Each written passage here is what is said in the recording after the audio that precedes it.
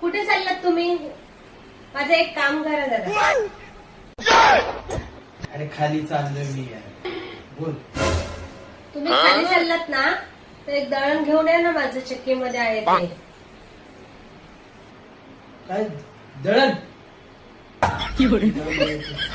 चल आणतो.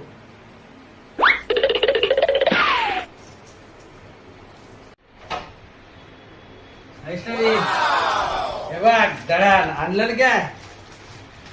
ऐक काय हो, तुम्ही दळण आणायला गेलात का पिसायला गेलात तिकडे? अरे काय करणार, तिथे माझा सासरा भेटला ना, दोघं पिसत होतो.